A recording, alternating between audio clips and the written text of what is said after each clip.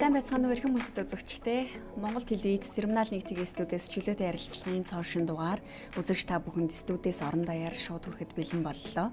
Өнөөдөр бид Богдхааны ордон музейн захирал Эрдэнэ Баатартай ярилцахаар студиэд авирлаа. Сайн байна уу? Сайхан үржиж байна уу? Сайхан намарчж байна.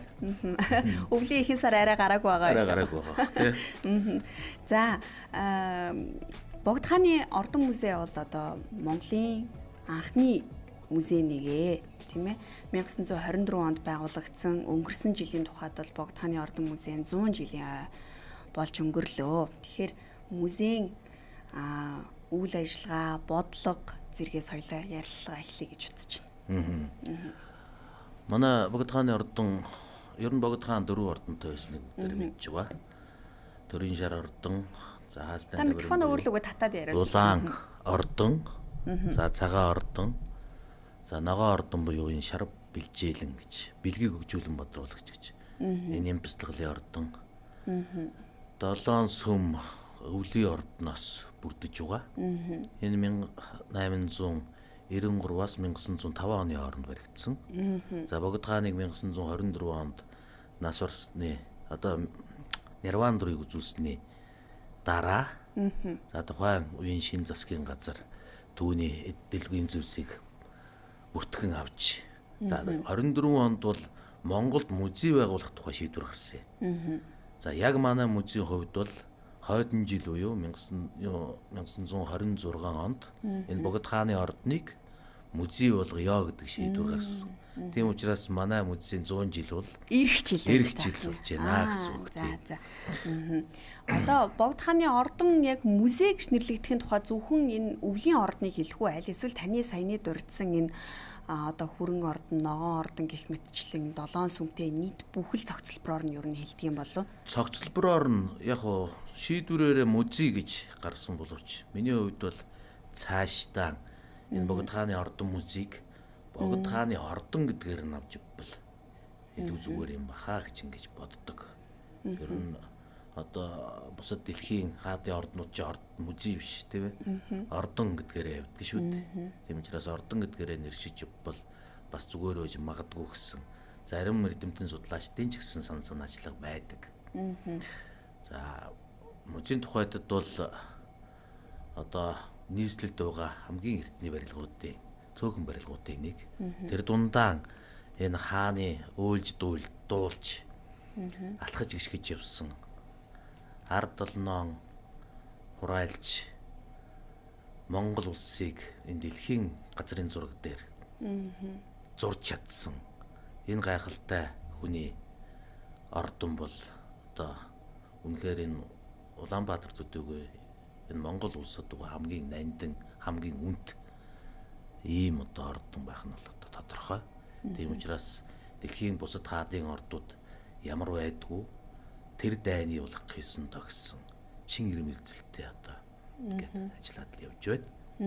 Тэгэхээр өөрөөр хэлэх юм бол цаашдаа хүчтгэл хийх ч юм уу те илүү сайн одоо сэргээн засварлаж урт хугацаанд энэ хэвээр нь хадгалж авч явах бодлогыг баримтлана гэж ойлгох уу? Тэгээ Монгол гэдэг улс байж байгаа бол өөрийн гэсэн үнд зүйл бахархах зүйлстэй байх ёстой шүү дээ. Тийм учраас мянган жилийн дараа ч гэсэн бидний үр хоочис үзээд энэ ордноор зугаалаад түүхэн сонирхоо явж явах нь дамжиггүй.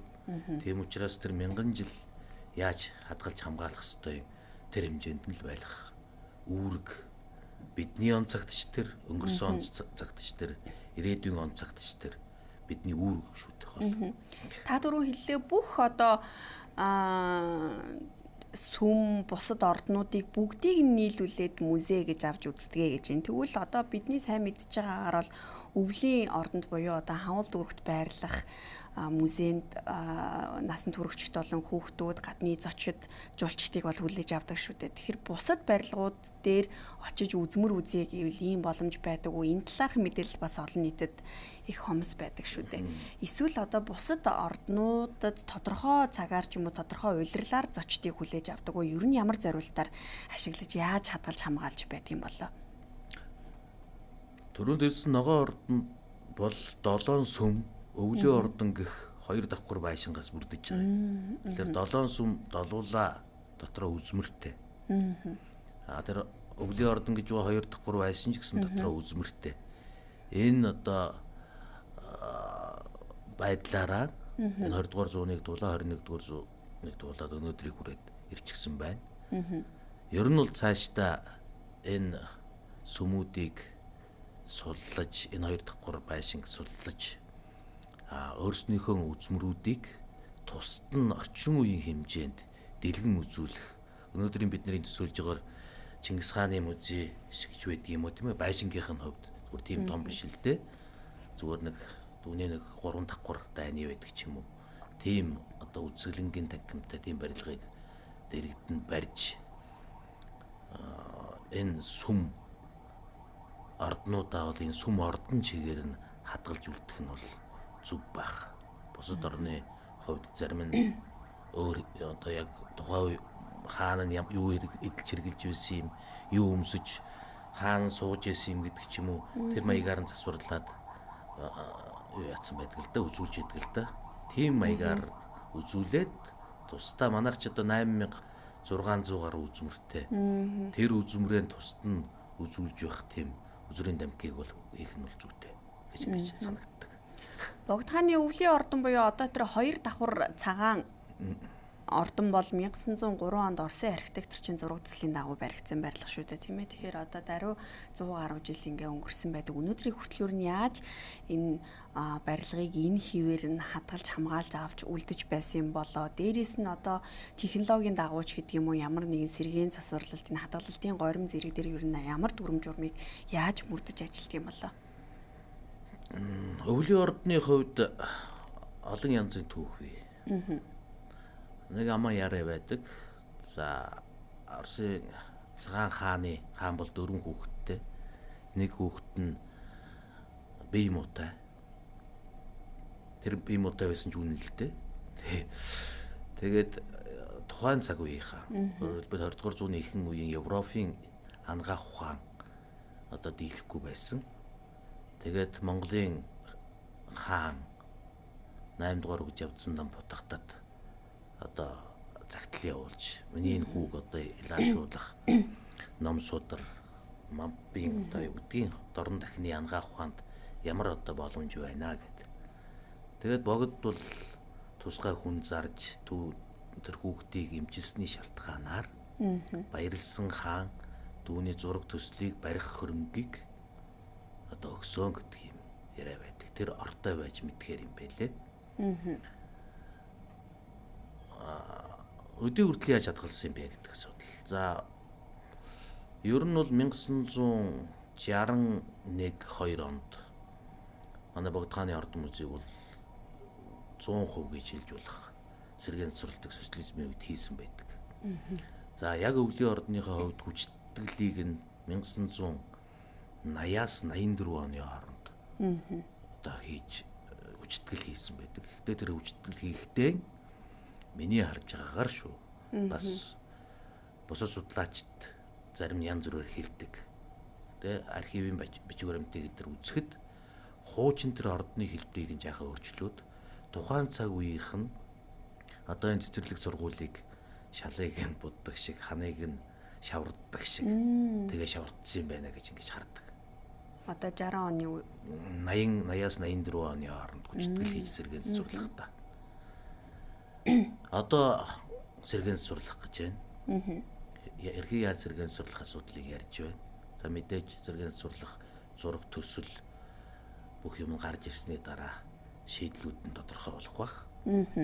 За намын сайдын үед яригдж байсан Монгол улс болоод энэ техникийн засгийн газрын хоорондох яриа хэлцээрүүд явагдаж байгаад тэр хүрээнд 10 хэдэн судлаачид нэрсэн манай дээр бас 20 хоног ажилласан. Яаж одоо сэргээн засварлах хүн бид нартай ярьсан Монголын бас зөвлөх архитекторуудтай зөв хамтарч ажиллаад өөрсдөө зураг төслийг сэргээн засварлах зураг төслийг хийгээд ирья гэдэг явсан. Тэгээ сая Монгол улсын ерөнхийлөгч энтгэг улсад айлчлахад үүнийг баталгаажуулж хоёр улсын ерөнхийлөгч гарын үсэг зурсан байгаа. эхний ээлжинд 1.5 сая доллар яригдчихсэн.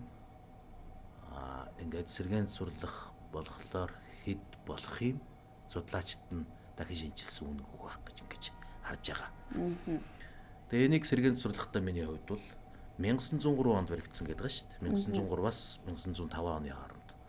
Яг тэр одоо анх баригдчихсэн тэр ихээр нь сэргээн сурлах нь зүйтэй гэдэг юм хов хүний байр суурьтай байгаа. Зарим зөвлөхүүд бол 80-аад он сэргээн сурлсан шиг сэргээн сурлчаа гэдэг. Тэр ижиг амарх юм бол байхгүй л дээ. Тэгээ ямар ч үсэн энэ Монгол улсынхаа хууль журмын дагуу шийдэгдээ явах. Хууль журам гэснээс одоо манай музейд энэ төр үзэж яваа зарим улсууд, за хажуугаар нь гарсан энэ төр улсууд фэйсбүүк дээр энэ олонний сошиал дээр энэ төр бичлэх юм л да. Энийг нэг будчих болдгоо юм уу? Нэг шаварчих болдгоо юм уу? Энэ бол музейн одоо музейгаас шавардах, будах эрх бол байдгүй. Энийг тусдаа сэргээн сурлах, будах шийдлийг нь гаргадаг тийм хууль тогтоомжтой, тийм стандарттай.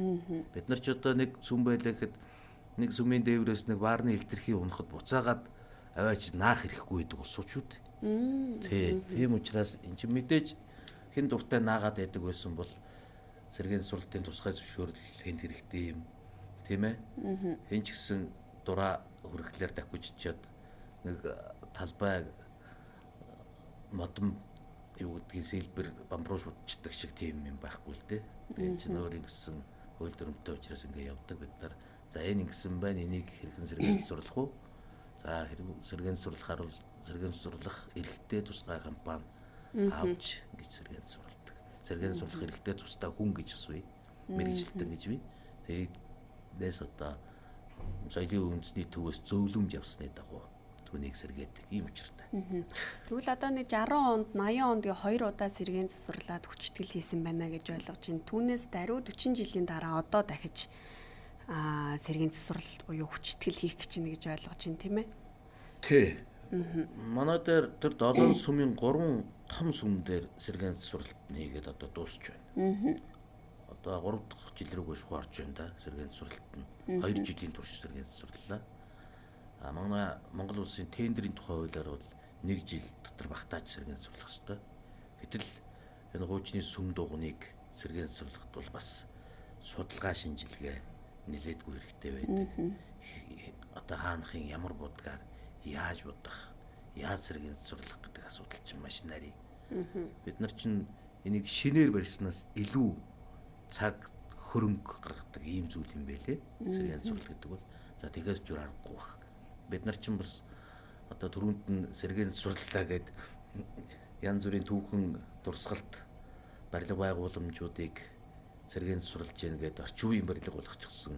Бид нар тийм одоо аимшигтай алдаа энэ төр гаргаж ирсэн улсууд шүү дээ. Тэгэхээр аль болох тийм алдаанаас холуур норм стандартын дагуу за аль болох их төрхийг нь одоо барьсан тийм сэргээн сурлалтыг л манай Монголд барьж, дээрээс нь дэлхийд дахинд ч энийг ингэж одоо барьж сэргээн сурлалт гэж ингэж ойлгож байна. Жилд ер нь нэг дунджаар 40 мянга орчим үзэгч Богд хааны ордон музейгээр зочлтгоо гэсэн юм нэг дундчилсан тоо байна. Энэ тоо үнэн үү? Хэрвээ энэ тоо үнэн бол одоо музейн даатс барилгын илэгдэл зэргийг ер нь яаж үнэлдэг вэ? Одоо тодорхой нэг тэдэн жилийн дотор тим сэргээн засварлалтын тим хүчтгэл хийнэ гэсэн юм тооцоолол байдаг уу? Аль эсвэл одоо тухайн цаг үеийн нөхцөл байдлаас шалтгаалan шийдвэрийг гаргадаг юм болов?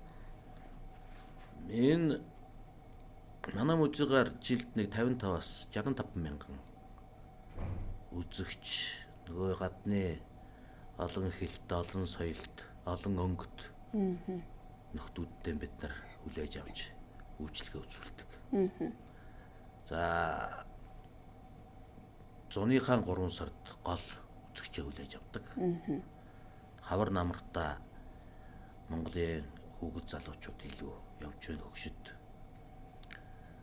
Энэ туршлага дээр юу гэж ярьж байгаа нөхлөөр янз бүрийн одоо юу гэдгийг тэдэн жил болоо засна гэсэн стандарт норм Монголд байдгүй. Уг нь бол өдөр болгол засж явах хэрэгтэй. өдөр болгол түүнийг эмбрийдж явах хэрэгтэй. Зүгээр даацын хувьд манай Монголд ч одоо музей үнгүй 7 хоног гэдэг юм уу бас байдгийн шүү дээ. 3 өдөр ч юм уу 7 хоног ч өдөр жил янз янз хийгээд ах шиг байна. Тэгээ энэ дээр чинь Улаанбаатарын үзэгч чинь шавчихна. Ингээ шаваад очирлоод ирсэн үед бол манайд бол үнэндээ хүндрэлтэй байдаг. Тэр хоёр давхар барилга чинь ханан тэр шална хотолцоод ирэхлээр хэн нэгэн хизээ нэгэн зэгт нурах үедээ. Тийм биз дээ. Даац нь хэтэрх үедээ гэдэг айдас бол ажилчин хүний хувьд энэ музейд харьяал гэж байгаа хүний хувьд бол айдас байдаг. Тийм учраас бид нар үүдэнд нь тодорхой тоогоор одоо ялгаж одоо завсарлуулж байгаад ингэж сэлгэж үзүүлж ирсэн хэд хэдэн жилийн түүх байна л да. Энэ бол яг бүгдээрингийн за та ороо гэдэг үзчихч бас манайх боломж байхгүй. Ягаад гэвэл манай өвлийн ордныг гэхэд 7 сүмүүдийг чинь нэг хаалгатай шүү дээ тэр чинь. Урсгал нь нэг хаалгаар уржиж буцаж орох нь гарах нь нэг хаалгаар учраас урсгалыг зөв зохицуулахгүй болдгоо зүйл бий. Ер нь бол нэг ийм стандарттай болмоор санагддаг. Тэдэн метр квадрат талбай үзүн үзүүлэгт тэжнээ хүн одоо юу гэдгийг тэдэн минутанд урсж одоо өнгөрөх ёстой гэдэг ч юм уу. Тийм байхгүй бол аль аль ч гэсэн музей ганцхан манай музейч биш. Манай Чойжин ламын сүм музей байна. Манай хоёр музей ч одоо ах トゥ хоёрын музей аль аль нь зовлон нэгтэй. Өөрөөр хэлбэл өвөл ягаад үзэгч татарч яана уу гэхлээр тэр чин зуны ордон учраас сүмүүдэд халаалт байдгүй.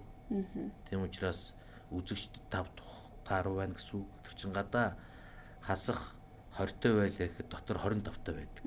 Тийм ээ шүү дээ. Тэгэхээр энийг хэрхэн яаж бас шийдвэрлэх шаардлагатай гэж ингэж харагддаг. За дээрэс нь тэнд ажиллаж байгаа үзмэр хянагчийн асуудал гадаа тэр одоо манай өвөл чинь бас догшгон өвөлтэй цөөх улсуудын нэг. Тэгэхээр чи хасах 40-оос дээш таваад ирэхлээр тэнд үзмэр хянагчигээ зогсож байгаа хүний хувьд ч гэсэн маш хүнд. Тэгээ сүүлийн жилүүд бол тэнд жишээлбэл эмэгтэй хүн өвөл тэнд зунч үзмэр хянагчийг хориглосон. Бага өөрийнхөө хувьд шүү дээ. Зэхээ хувьд. Тэгэхгүй бол бас тэр ажиллаж байгаа хүний эрүүл мэндийн асуудал ер дөрөнд одоо тавигдах ёстой шүү дээ. Альва соёлын үнд зүйл бол гайхамшигтай үнэтэй. Хязгаарлах гэшгүй тэрнийг одоо үнэлшгүй. Гэхдээ хүний амь нас эрүүл мэнд гэдэг бол үнээс ч одоо илүү үнцэнтэй байх нь бол тодорхой тийм ээ. Таасаа хэллээ. Өвөл одоо жишээлбэл хөрсөн дээр хасах 20 хүрэхэд дотор хасах 25 болдгоо гэж тийм. Тэгэхээр яг одоо өвлийн 3 сар үзмрүүддээ яаж хадгалж хамгаалдаг вэ? За жишээлбэл одоо байрын сэлгэх ч юм уу, өөр агуулгад ч юм уу, өөр одоо өрөө тасалгаанд хадгалдаг уу аль эсвэл одоо үндсэндээ бол өвлийн 3 сар ордон маань бүхэлдээ үлдэж байна гэсэн үг шүү дээ тийм ээ. Халаалт байхгүй учраас энийг юу нь яаж менеж хийдэг юм болоо? Ер нь бол мэдээж тэр одоо ордонд байгаа үзүүнүүдийг хөлдөж, зуурах, хагарах тийм дэлхийн зүйл үзүүлэхээс дайлах зайлс хийж байгаа шүү дээ. Нэг бол даавуу маягийн үзмэр, нэг бол металл үзмэр үзүүлнэл гэсэн үг. Тэгэхээр удирдлагын шин чанартай зөөвөрлөдөггүй гэсэн үг тийм ээ. Зөөвөрлөхгүй. Ер нь бол зөөвөрлөх ёстой. Дэлхийн стандартаар.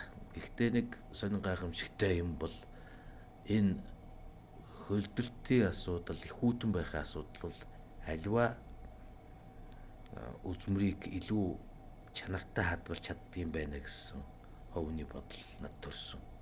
Яг бол 20-од оны үед 2020 оны хавар намар лөө Японы нэг тэр сан мөргийн хадгалт хамгаалтын том мэрэгчлэлтэн манай дээр ирээд манай сан мөрг болоод тэр та хэд хоёр ярьж байгаа энэ одоо сүм дотор байж байгаа хэдүүлгийн зүйлсийг ийм өдрүүлгэн ил вэжэж яагаад ийм сайн хадгалсан байна вэ гэдэг тэр гайхаж байсан.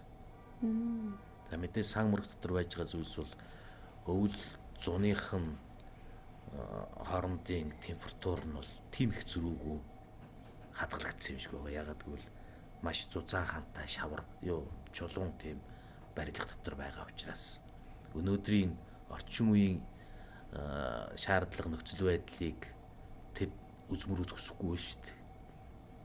Өөрөөр хэлбэл илүү орчин үед хадгалж байгаа хадгалах стандартаас тэнд байж байгаа стандарт нь илүү сайн хадгалсан юм шиг байгаа даа гэдэг гайхаж төрж ирсэн. Таамаглал тэр Японы дүрдэн болоод гэж. Энэ их сони юм.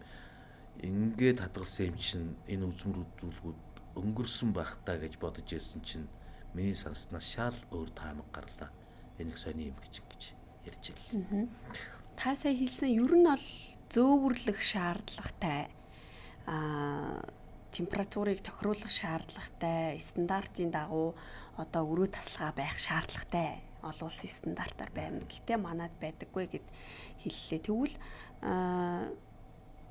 цаашдаа тодорхой хэмжээний одоо эдгээр идүлгийн зүйлийг түүх соёлын дурсгалд үнэлшгүй энэ музей үзмрүүдийг хадгалах, хамгаалах зорилттой барилгын асуудал ер нь бодлогын хүрээнд яригддаг юм уу? Нэгдүгээрт. Хоёрдугаарт одоо Богд хааны ордон музейн магадгүй агаарын чигшлэл гэх юм уу, дотор температур гэдэг юм уу, агааржуулах систем гэдэг юм уу, тэдгээр зүйлсүүдэд ер нь тодорхой хэмжээний өөрчлөлтүүдийг оруулаад тодорхой хэмжээний зохицуулалтуудыг буюу илүү сайжруулалтуудыг хийсэн байдаг юм болов уу? Эсвэл одоо хэдийгээр хүчтэй хийж байгаа ч гэсэн яг анхны хувилбараараа байгаа юу? Сайжруулалтыг дэ явж л байна. Манай музейн ерөнхий төлөвлөлт гэж юм бий. Мэдээж ерөнхий төлөвлөлтөн дээр бол түрүүчийн бид нэр ярьсан энэ ажилтны байр болон за дээрэс нь үзмэр үзүүлэлгээ үзүүлэх юу гэдгийг үзүүлгийн танхим тийм ээ. За хадгалж хамгаалах сан өмөргийн байр зайлшгүй одоо баригдах хэрэгтэй юм байна гэж ингэж харагдаж байгаа учраас энийг тэр төлөвлөлтөндөө бол оруулж өгсөн байгаа.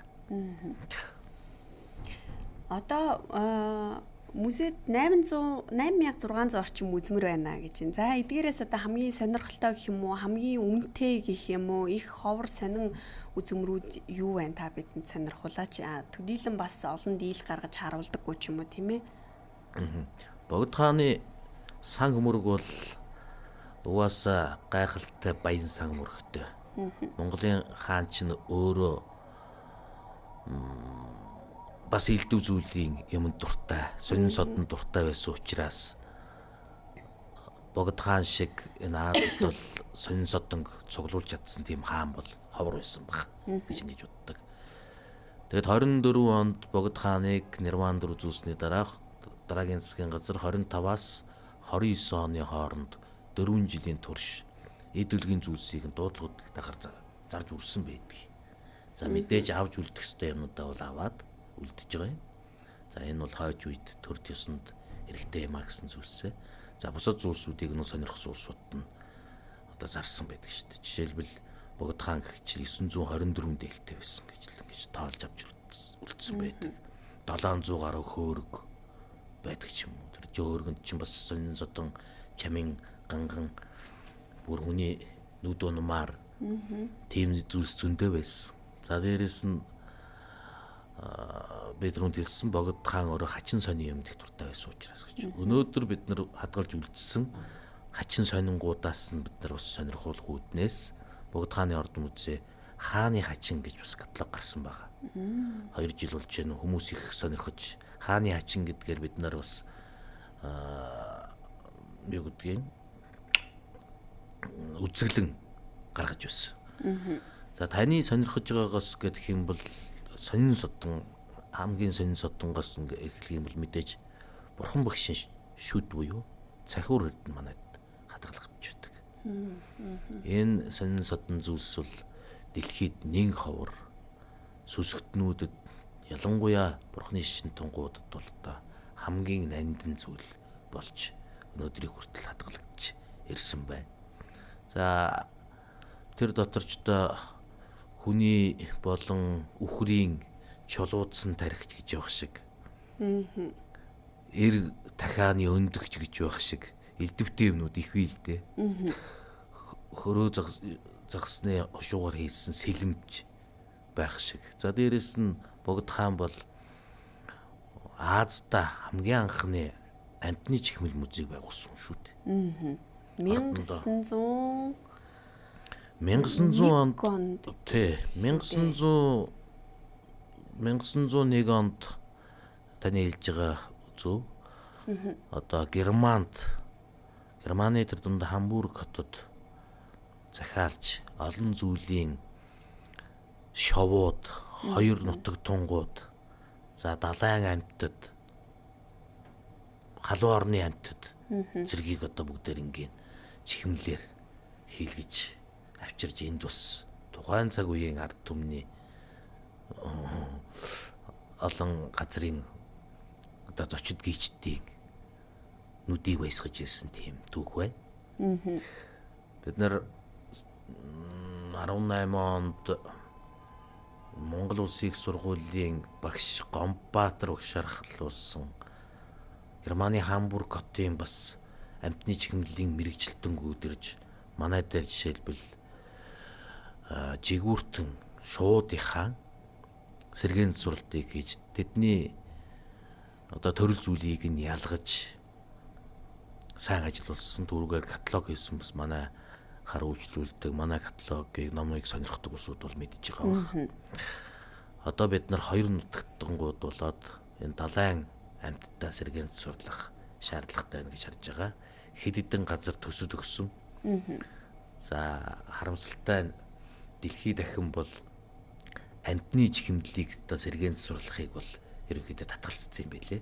Өөрөөр хэлбэл амтны чихмэлийг жихмэл маягаар хүүхдүүдэд залуучуудад хүм зонд үзүүлэхийг ерөнхийдөө хоригдж эхэлж байгаа юм байна. За үүний цаад шалтгаан юу таа? Мэдээж амтан тэр чинь алж нудраад л арьсан дотор нь юм жигч байгаад үзүүлж ял гэж л үзэж байгаа шүү дээ. Тэр чинь гол утга нь. Өөрөөр хэлбэл амтаа хамгаалах асуудал яригдж шүү дээ. Тэр чинь тийм амтны эрхийн асуудал яригдж байна. Тэгэхээр энийг бид нэр ч юм уу энэ орчин үеийн технологийн том дэвшлүүдийн тэрүүгээр та үзүүлээч гэсэн зарчмын асуудлуудыг ярьж байлээ. Гэтэ зарим улсууд нь бол ойлгоод бас энэ ажил бас явж байгаа. Германд амьдарч байгаа Монгол цустай мөртэй герман иргэншилтэй бас яг энэ амтны чихмэлийг хийдэг залуу бас манай дээр ярьж уулзсан энэ тал дээр төсөл нь бас явж байгаа. Тэр бас бүтчих болов за ямар ч байсан нэг 50% ямар ч явчих болов гэсэн юм итгэлтэй байна. 1901 онд энэ байгуулж ирсэн дэлхийн газар бүрээс цуглуулсан ховор амьтдын чихмэл одоо музей гэдэг ингэж штэ тий. Эдгээрээс одоо ер нь үлдсэн үзмрүүд байдаг болов? Байдаг бол хаана яаж хадгалагдаж байдаг юм болов? Бага манай том хэмжээний амьтад нь бол энэ хоёр давхар байшинтай багтахгүй учраас тэднийг нь бол сан мөрхтэй бол хадгалж байна. Жижиг хэмжээний витрин буюу тийм ээ хамгаалтын шилэн хайрцагт орох болох тийм амьтдыг бас үзэж байгаа хүүхдтэй сонирхолтой байдгийг. Тийм учраас тэднийг дэлгэн үзүүлж хүүхэд гэлтгүй томцвол дэлхий дээр баг төрөл зүйл нүг уулчихсан амьтдч манай дээр байж байгаа шүү дээ. За. Тий, 90-ад оны үед 90-ад онд National Geographic-аар одоо үздэг байсан тэр амьтд чинь л нэчин чихмэлүүд манай дээр байж идэг шүү дээ. Тэр Амазонгийн зараач шиг сонин амьтанд өнөөдөр байдаг ч юм уу ч юм уу. Зүгээр байвал тун ховор байх. Одоо тоолохоор л тийм байгаа бах. Тийм амьтад ч гэсэн өнөөсөө дэлхийн ертөнцийн чинь хөгшөрч байна. Олон төрөл зүйлийн ургамлууд алга болж байна. Олон төрөл зүйлийн амьтад алга болж байна. Энэ бол бас их сонин содон тийм үзмрүүд. Тэр байтугай 1913 онд Оросд айлчлах үедээ 22,000 рублээр тухайн үеийн Оросын язгууртнууд заан худалдаж авч өгч байсан гэлцдэг юм билээ. Тэгээд зааныг бол Монгол улсын хил хүртэл уурын тэргээр гэхээр одоо галт хэрэг л гэж ойлгож байна л да тийм ээ. Галт хэрэгээр зөөвөрлж авчираад Монгол улсын ил дээр ирмэгц 8 сарын турш хөлөөр наалхуулж богд хааны ордонд авчирсан гэдэг юм билээ. Энтэй холбоотой бас их сонирхолтой баримтсэлт байдаг уу? Тэ богдын борзаа Петербургт манай Монгол улсын ерөнхий сайд Намнан сүрэн албаны нөхдийн хамт ажилласан түүх үйлдэ. Тэгээд эрэхтэн Санкт Петербургийн циркт байсан зааныг авчирсан. Өгсөн таны саяны хэлдгээр тэр галт тэргээр энэ хойшоо улаан үд дээр авчираад улаан үдээс наашигаа тухайн үе төмөрцөн байгаагүй юм чинь мэдээж тууж авчирсан байгаа. Тэгээд өвөлдөө тусдаа халаалттай байртай манай ногоо ордон гээд зураг байдгийг шарвын зурсан. Одоо Монголын уран зургийн эцэг, хөгжмийн эцэг, урлагийн эцэг чинь бүгд манай ордонд ажиллаж исэн улсууд. Тэгээд тэр 22,000 рублээр худалдаж авсан гэж ингэж үздэг. Энэ нь бол Монголын төрийн 7 эрдэнэ гэж Монгол юу вэ? Тэр 7 эрднийг хаан тус бидчилж бодитоор бий болгохын тулд авчирсан. Дээрээс нь заан чи өөрөө бурхны шний 84,000 судрыг ачих ганц тэнхээтэй одоо биологийн амьтан гэж ингэж тодорхойлогддог гэж үздэг тийм ээ, бэлэгдэж үздэг учраас энийг одоо ном торон буюу энэ шашин дөрийг хөсөлж байгаа энэ оронд авчрах нь бол бас тухайн цаг үеийн ард түмний үдгийн сэтгэл санаа бол их өөр болж байсан. Дээрээс нь хаан ирж суугаад тойрсон олон ингээд олны дунд тэр зааныг оруулж ирсэн. Заан тойроод хааны өмнө ингээд өвдөг сөхрөн мөргөж үйсэн гэж. Тухайн үеийн одоо ард олон тэгэхэд адгуус хүртэл мөргөж байна штэ энэ одоо амьд бурханд чинь гэж. Бүгдээрээ уухайлан зэрэг мөргөж үйсэн тухай аман сонин яриа бас байдаг. Та сая бас хэллээ тухайн үеийн одоо Монголын алдартай зураач, урчууд бүгд хааны ордонд ажиллаж байжээ гэж. Шарвугаан хэд орчим бүтээл ер нь одоо танаа музейд хадгалагдаж байна. Энэ одоо хуулбар нь уу аль эсвэл их хувилбар нь байдаг уу? Шарвугаан яг их хувилбар нь манайд хадгалагдаж байгаа. Шарвугаан олон манай дөрвөн ордныг зурсан зураг байдаг л да. Дөрвөн ордон багтсан нийслэл хүрээ гэдэг зураг байдаг. Тэр одоо 1910-ад оны үед юм уу? Ямар ч үсэн 10 оноос өмнө зурагдсан гэж үздэг. Дээрээс нь ногоон ордон гэж зураг байдаг. Яг манай энэ одоо ордныг үзүүлсэн тухайн цаг үед ордон ямар байсан юм бэ? Тийм ээ, хаан нь юу байсан? Түрүүнд би хэлсэн тэр заан одоо тийм халуун дулаалгатай тийм тустай байран дотор амьдарч байсан байж тэрийг гэдэг ч юм уу. Энэ хааны ордон чинь одоо хаан нь нямбислаглаа хийж, хаан нь төрийн ажил хийж, хаан нь амарч, хаан нь хүнтэй уулзаж, хаан нь одоо түүний зэрэг хамгаалалт харуулууд нь ажиллаж байсан юм бэ гэдгийг маш тодорхой өгүүлсэн ногоон ордон гэж зураг байна. За мөн хайстан ливрэн гэж зураг байна. За Монголын нэг өдөр зураг бол Дүрсдүгээр урлагийн музейд байдаг. Түүний одоо их ЭКП гэж ярьдаг те. Анхны хуулбар нь бас манайд байдаг. Хэд хэдэн зураг би Монголын одоо тэр дундаа нийслэл хүрээний түүх. Өөр тэр дундаа одоо хааны ордны түүхүүд бол түүхүүдийг зурсан тэр гайхалтай зургууд бол манай ордонд бий. Одоогоор Чингис хааны музей рүү явсан байгаа. Их сонирхолтой үзмрүүд бас ингээд олон нийтэд дэлгэгдсэн байдаг юм байна лээ. Жишээлбэл одоо Өндөр гэгийн зан узраас өвлөгдөө ирсэн 80 булганы арьсаар хийсэн жанч. За мөн 80 булганы арьс гих мэтчлэн. Тий. Эдгээр үзмрүүд 80 хар үнэгний арьсаар хийсэн. Булга биш, үнэг биш. Гэхдээ булган хамжаартай. Совдгаар түүнийг одоо гэдгийг хошимглон ойсон тийм гайхалтай үзмөр байна. Тэрийг манай зарим судлаач нар нөгөө туулын хард хүнэлд Чингис хаан улсаа алдангаа алдаад хайрт хатнаан алдсан байхдаа мэрэгдүүд алдсан байхдаа Хэрэг диван ханд очиж өргөн барьсан хардах мөн гэдэг ингээ үздэг байсан. Гэтэ тэр бол арайч тэр биш байлээ. Зүгээр яг номыг нь архивыг нь судлаад үзэхлээр бол Манжин хаанаас өндөргөнд бэлэг болгон өргөсөн тийм жанч юм байл. Мунж гайхалтай жанч шүү дээ. Одоо 21-нд Чингис хааны музей дээр өндөргөн зан узрын мэлмиг хийсний 390 жилийн ойцор өссөн үцэглэн гарах гэж байгаа. Тэр үцэглэн дээр бас тавигдана. Яг одоо их хөвлбөрийг нүдээр харах боломжтой. Тийм, манай Монгол улсын музейд ер нь хуулбар хөв гэдэг юм ер нь ховор шүү дээ. Ихэнх нь л их хуваарай байдаг.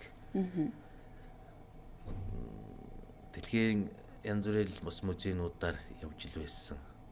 Ихэнх юмнууд бол энэ урагшаага ялангуяа бол нэлээд хуулбар байгаа шүү дээ. Орос манайх хоёр л яг жинхэнэ ихээр нь ингэж үзүүлж тавьдгаараа бас их онцлог юм байна да гэж ингэж анзаарагдчихсэн. Жишээлбэл Богд хааны ёслолын хантааз мөн хадгалагдан үлдсэн гэдгийм байлээ. Жишээ нь одоо нэг хээг хийхэд л 22,000 сувд хэлхэж хийсэн гэсэн ийм баримт байна л да. Та сувдан хантаазны тухай ярьж байна. 17 хээтэй нэг хээндээ сувдан хээндээ 22,000 ширхэг сувд орсон байгаа. Түүнийг тэр 0 сувд гэдэг багхгүй юу? За маш жижиг хэмжээтэй гэсэн үг. Тэр 0 сувд гэж ярьдаг. Тэгээд тэр сувд бол одоогийнхоо зах зээл дээр яг тэр шиг тийм нарийн жиг хэмжээтэй сувд бол олдгүй ярих.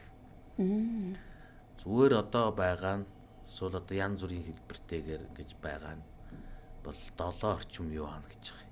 Тэгээд сувдных нь үнийг зөвхөн бодоод үзэхлээр л тэр хүн гараа явчих шүү дээ өнөөдрийн мөнгөөр. Тэгэхээр тэр өөрөө сувдныхаа үнэндээ хамгийн гол үнэн биш. Хааны таны түрүүж хэлсэн ёслолын гэдгээрээ бол хэмжээшгүй үнэтэй хэд бол явж байгаа. Тийм хантаазууд бол манайд бий. Ганцхан хаанд ч биш. Хатанд хэд бий. Тийм сувдан хантаазууд. Тэр чинь сонин содын юмнуудаар хийж байгаа шүү дээ хувцсыг. Тэр ёс хувцс гэдэг бол өөрөө тухайн цаг үед хаан хатан өмсөх одоо өнөөдрийнхоор бол ерөнхийлөгчийн ёслолын алба гэсэн үг. Тухайн үеийн одоо тэр юу бол бүр хуулиараа одоо өмсөх хувцсыг цаатлаасан заагаад өгсөн ба шүү дээ ёс хувцсыг. Тухайн үед бол одоо өөрийн дураар өмсөх одоо боломжгүй гэсэн үг. Тэгээд хаан хатныг ширээн дэрдний ширээн залахын тулд Монголын олон том эрдэмтэн дээрээс нь лам ховргууд энэ хаан хатанд зориулж ховц хийхдээ бол их бодож хийсэн юм байна даа гэж ингэж харагддаг. Монголын бол одоо дорн дахины за зарим талаар бурхны шинтнүүдийн бүх бэлэгдлүүдийг бүгдээрийг шингээж бүтээсэн хувцас байдаг. Нэг малгай гэхэд яг наривчлан судалсан хүн тайлбарлаа зогсоход лавтаа 3 цаг болох байх шүү. Нарийн тайлбарлахад бүгдээр ингээд. Тэгэхээр тэр болгоны тэр дотор орсон хээ дүрс болгон өөрийн гэсэн бэлэгдэлтэй. Тийм учраас их нарийн нандин эд үлгийн зүйлс бол манай музей дээрээс энэ хааны том одоо уламжлалыг бид манайд хадгалж байна даа гэж ингэж бас бахархдаг. Маш гайхалтай зүйл. Дээрээс нь тэр 700 булганы годоор хийсэн хөрөмгөл байж байгаа шүү дээ. 700 булга. 700 ширхэг булганы год гэдэг чинь зөвхөн одоо нарийн тэр нурууных нь хэсгийн сорт гайхалтай тэр хэсгээр л зүүж хийсэн ба шүү дээ. Нэг одоо булганаас нэг яадгийн нэг сөөмрөний юм гардаг юм уу? Тэднийг хийсэн тийм одоо хантаас байж байна. За хатанд гэдэг чинь л тогсын хөөмөл гэж ярьдаг. Тогсын хөөмөл гэдэг чинь энэ тогс шувууны ингэр дээрх зөвхөн ингэрийнх нь арьсаар хийсэн гэсэн үг. Өө за. Одоо бид нар мэдэн шүү дээ тогс нэг энэ нэг юм зогдортой маяг мэдэн шүү дээ. Тогрууч гэсэн нэг тэрэн шиг тийм зүйлс. Мэдээж хаан гатан хоёр бол энийг юу гэдгийг одоо юу гэдгийг 700 булгаар хийсэн гэхлээр зарим нь 8-аар тийм харгис санагдаж байгаа баг. Хүмүүс бэлгэнд өссөн. Уулынхан одоо тэрэнд сүсгээ өгж шít. Дээрээс нь хаан их хатан хоёр чинь их совдыг их хэргэлдэг байсан. Шалтгаан нь ард түмнийхэн нулимсыг үрж явна гэж сэтгэж бясалгаж өмсдөг байсан. Шүрийг их хэргэлдэг байсан нь ард түмнийхэн цусыг буюу зовлон шаналлыг нь үрж явж байна гэж ингэж бэлэгдэж өмсдөг байсан. Тэгэхээр энэ монголчууд бол монгол хүн амныхаа бэлгээр гэж монгол хүн бэлгээрээ хятад хүн сонжоогоороо гэдэг баха тийм ээ. Олзоорооч гэж зарим нь хэлдэг. Тэрэн шиг улс болгоны хоорондын өөр өөрсдийн сэтгэлгээний өөрмөц онцлог байна. Энэ онцлогийг хаан хатан хоёр биднэрт өнөөдөр өвлүүлж өгсөн биз дээ. Би түрүүнд санаандгүйгээр дэлхийн газрын зураг дээр Монгол гэдэг улс байхгүй байхад энэ газрын зураг дээр энэ Монголыг бичиж өгсөн, зурж өгсөн хаан маань гэж хэлээгүй л дээ. Шалтгаан нь бид нар чинь манчин улсаас тусгаар тогтнолоо гэж ихэнх төвчд үзэж явах шиг байна. Ер нь бол тухайн цаг үед бол бид нар манжаас тусгаар тогтноогүй. Өнөөдрийн урд их гүрнээс тусгаар тогтносон. Энэ элгэнд энэ газар зүйн орчимд энэ их улсаас тусгаар тогтносон ганцхан орн л манай Монгол улс. Ийм гайхалтай эрд зориг ур ухааныг гаргана гэдэг бол одоо үнэхээр бахтам. Энэ бахтлыг бол одоо хэл үгээр хэлэхэд хэцүү. Ийм их бахтлынхаа одоо өмнө бид нар үнэн сэтгэлээсээ багтаж сурмаар санагддаг. Саяхан ажлаас гараа явж исэн урдлын цэцэрлэг түрээлэнгийн сандал дээр 12 дугаар ангийнх юм уу дүнгиж оюутан болсон юм. Оюутан сууж ирсэн. Хажуугаар нь гарсан ч доод талаар нь дүүрэн шүлс байгаа. Над хэлэх үгээ бүр барьж ядсан. Гэхдээ хүн мэдэхгүй юуныхаа дайсан. Тэр гурван залуу мдээгүй байгаа. Намайг загнахад би загнахтай хэлсэлд улсыг чинь байгуулж өгсөн хааныхаа ордон руу нулимаа сууж яадаг. Би ийм ирээдүйтэйдээ ичиж байна гэдгсэн. Тэр гурав зайл юу ч дуураагүй. Нэг гайхамшигтай явна. Тэгээ би юу ч яваад өгсөн. Маргааш нь буцах ирэхдээ харсан энэ сандал дээр яасан байна гэсэн чинь тэр доорсон шүлсээ хөрх юм байна. Арчичаа явсан байл. Тэгээ ийм ирээдүйтэй байгаадаа бас их багтсан. Нээрээ тэр хүн ойлгож чад ингээд өнждөг юм байж гэж. Бидний чи хийх ажил чинь бас соёлын гэрүүлэх, таниулах, мэдүүлэх. Тэгэхээр бид нар хойч үеэн энэ музейгаар ямар их аялуулах ёстой юм бэ? Энэ музейда эрэхт нь бид нар тэр үйлчилгээний чанар үртэмжийг тултлах ёстой юм байл. Энэ түүхийн тултал ярьж өгөх ёстой юм байл. Бид нар тэгж чадахгүй байл да. Яг үнэндээ. Манайх чинь 18 хооронд тот шүү дээ. 18 хүн 5.2 га газрыг цэвэрлээд тийм биз? Өвөлд нь цасаан цэвэрлэн, зунд нь өвс ногоогоо зулгаан, хярган ингээ байж идэг. Одоо нэг аймгийн төвийн жилдээ 50,000 биш 5,000 ч биш 500 ч биш хүн авдаг одоо мужийн орон тоотой мөртлөө түүнээс одоо бараг 100 дахин өндөр ачаалтайгаар ажиллаж байгаа газар шүү дээ манайх бол. Тийм учраас бас тэр авийн оршин суугч нар энэ төр үүдээр ингээд цэцэрлэгт наралж явахд энэ төр бид нар бас ярилцдаг юм. Та хэд маань бас энэ хавьд байдаг улсууд харж хандаж байгаарай, хамгаалж байгаарай, хүн амьтан янз бүрийн ямиг нь өвсийг нь зүлгийг нь гიშгэж ивэл хилж угаараа таадмаа. Тэгэлгүй яг ингээ явдаг болсон шүү дээ бид нар. Одоо тэгэхээр цаашдаа юу н ямар бодлого зорилтын дагуу үйл ажиллагаа явуулах шаардлагатай байна. Мөн эрх баригчдад ямар мессежийг илүү хүргэх шаардлагатай байна. Нөгөө талдаа хүүхэд залуучуудад музейгээр зочлох соёл, энэ өв түүхээ хадгалах, дээдлэх, хүндлэх энэ соёлыг яаж юу н өвлүүлвэл зөв зүйтэй байна. Таны одоо өөрийн яг Богдхааны ордон музейн захирлын хувьд бодож төлөвлөж явдаг төлөвлөгөө юу байна вэ? Тэгээ олон мөрөөдөл байна л да.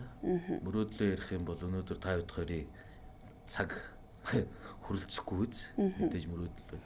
Хамгийн гол асуудал нь манайхан чинь 6 сарын 1-ээс 9 сарын 1-ний хооронд монголчууд амардаг байхгүй.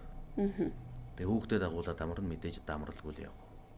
Тэгээ өдөө гадаа явж ахуй соёлоо мэдүүлдэг биз. Гэхдээ одоо нэг арай нэг дулаахан цаг үе дээр тэр олон хүүхдүүдийг анги хамт олноор нь одоо зохион байгуулалтанд оруулаад зөндөө эрдгэлтэй зөндөө бүр дахиж ирмээр санагддаг. Бид нар чинь яг үүндээ 0.1% Улаанбаатар хотод байгаа хүүхдүүдийн тооны 0.1% авч чаддгүй суучууд. Мэдээж хүүхд үнэгүй. Бид нар хинч ирсэн адилхан ижлэхэн үүдэн хоймрын ялгаагүй аягны алгагүй үйлчилдэг. Тийм учраас тэр захын оролд байгаа хүүхдүүдийн багш нар нь хүүхдүүдээ аваад хүрээдэрдэг байгаасаа гэж ингэж хүсдэг. Бид нар чинь хин бэ гэдгийг хаанаас ирсэн бэ гэдгийг үр хүүхдтэй өнөөдрөөс гэлж өгж хэлж байхгүй бол бидний ирээдүй хаашаа явах юм? Тийм биз дээ. Тэгэхээр бид нар байх ёстой зам дээр нь хүүхдүүдэд ядаж гаргаад замыг нь заагаад өгч хэрэгтэй. Хаашаа явах нь хүүхдүүд өөрсдөө мэдгэлт. Энэ зам дээр явж угаад энэ дэлхийн алаг өөрөн дунд энэ 200 гаруй улс орны дунд ийм өвөрмөц онцлогтойгоор ингэж ирсэн юм шүү дээ гэдгийг бид нар эхлээд заагаад өгч ёстой. Чингис хааны музей байна. Манай одоо Монголд 2 хааны музей байна. Энэ 2 хааны музей, энэ үндэсний музей, энэ дүрслэх урлагийн музей, энэ Жожин ламын сүм музей, энэ уран зургийн галерей хитгэл юм биш шүү дээ. Тийм ээ? Улаанбаатар хотод чинь. Энэ хідээрээ бүгднгээр нь ядаж нэг 2 гаргаас. За боёо нэг оруулаасаа гэж ингэж боддог. Энэ бол хүүхдийг цоо шинээр нэг том алхам шүү. Энд орж ирээд нэг боловсролын ажил хийлгээд энэ музей орж ирээд сайхан тайлбар авчаад гарсан хүүхдүүдийн сорто шал өөр болно шүү дээ. Нэг салхинд сэгсэрч гисэн үстэй дээшгэл шинхэн засан дээр өвчгсөн үстэй дээшгэл сэппигэл өнгөөр ол яваад ирэх шүү дээ. Ингэдэг байгаасаа л гэж хүсдэг. За танд их баярлалаа. Хэдийнэ та бид 52 минут ярилцсан байна. Ярилцлага энд хүрээд өндөрлөх гэж байна тий. Өнөөдөр ер нь музейн түүх, үүсэл, ач холбогдол, үзмрүүд, онцгой сонин үзмрүүд, за тэдгээрийг хадгалах сэргийн засварлагад ер нь ямар их хүчин чармаалт шаардагдаж байдаг юм бэ гэдгийн зах цухаас нь та бид хоёр ярьлаа. Тэгээд цаашид мөн хүүхэд залуучууд музейгээр аль болох их зочилж, оюуны хөрөнгө оруулалтыг өөрсдөө хийж хаанаас хэрхэн яаж үүссэн, бүтсэн гэдгээ бас ухамсарлаж ойлгож явахад их тус тэмтэй бөгөөд онцгой ач холбогдолтой энэ Богдхааны ордон музейн талаар сонирхолтой яриаг өрнүүлсэн танд талархлаа. Тэгээд хоёлоо ярилцлагын төгсгөлд одоо үзэгч зочид хүлээж авах боломжтой цаг болон цагийн хуваар ер нь бүтэн жилийн одоо циклийн талаар мэдээлэл хүргээд ярилцлага дуусгая гэж бодож байна. Манайх 5 сарын 15-наас 10 сарын 15 хүртэл өдөр болгон 9-18 цагийн хооронд ажилладаг. За одоо бид нөр өвлийн хуваарьтай шилжсэн байна. Өвлийн хуваарьт бол мягмар лавг 2 гаригаас бусд өдөр нь 9-18 цагийн хооронд ажиллаж байгаа. Мэдээж одоо өвлийн цагт бол манай дээр ирэхээр бол маш сайн дулаалж ирээсэ гэж ингэж боддог. За ямар ч хэдэн сүмээр ороход бол хүүтэн байдаг учраас за өвлийн ордон бол мэдээж халуун, дулаахан, тогтой. тэгээд манай музейгаар ирж 20 дугаар зууны эхэндх Монгол улсын Эдрет түүх, дээрээс нь нууц түүх, хааны бахтан түүх, хатны сонин содон түүх эдгээрийг бүгдээр ингийн мэдж явах боломжтой. Тэгээд бүгдээрээ хүүхдүүдэд дагуулад ирээсэ гэж ингэж хүсэж байна. За зуны цагт бол манайх үнэхээр ганган штэ. Үнэхээр ирсэн жуулчид ер нь Монголд байгаа элчин сайдууд энэ төр биш танай музей дотор өдөр болго ирээд ийм нэг ийм 10 хором тэ 20 хором ингээд сууж болж явах уу. Танайх бол үнэхээр энэ Улаанбаатар доторх тавхан газар доторх деважин байна гэж одоо хэлдэг. Үнэхээр манайх бол одоо юу гэдгийг шинээр зүлэг авчираа дэвсчихээгүй. Яг ориг зүлэг уу энэ Богд хаан уудлын одоо ургамлын айг тэр чигт навж үлдсэн. Дээрээс нь олон зүйлийн жимс сагсайтал ургадаг. Монгол улсын улаан номонд орсон 5 зүйл ургамал тэнд чинь багширч байдаг. Дээрээс нь Монголын түүхийн тэргүүн тийм гайхалтай түүхүүдийг үүлэх үзмрүүдтэй ийм сайхан музей. Тэгээд манай музейгаар зочлоор айл гэж хэлээ да. За өнөөдөр цаг заваа зарцуулан ирж студид нэг цаг шууд эфирт ярилцсан танд их баярлалаа. Тэгээд таны цаашдын ажилд амжилт хүсье. Мөн Богд хааны ордон музейний хамт олонд Монголын хойн түүхийн өв соёл сан хөмөргийг хадгалж хамгаалж ирээдүйн хойж үстэй энэ түүхийн өвийг өвлүүлэн үлдээх их ажил үйлсэд нь амжилт хүсье. За баярлалаа. Их ажил байна. За баярлалаа. За өнөөдөр бид Богд хааны ордон музейн захирал Эрдэнэ Одртой чөлөөт ярилцлагаар нэг цаг ярилцлаа. Эх 7 хоногт цоо шин зочинтойгоор иргэн уулзъя. Энэ ярилцлага Монгол телевиз болон Терминал нэгдэг гэсэн пэйж хуудсууд дээр хадгалагдана. Мөн та бүхэн YouTube руу ороод Терминал нэгдэг гэд бичингүүд плейлист дотор нь чөлөөт ярилцлага гэдэг байгаа. Энд мөн бас байр шихуулна. Энэ ярилцлагыг хизээж та тавтаа үзэх боломжтой. Эх 7 хоногт шин зочинтойгоор иргэн уулзъя. Баяртай үзэгчтэй.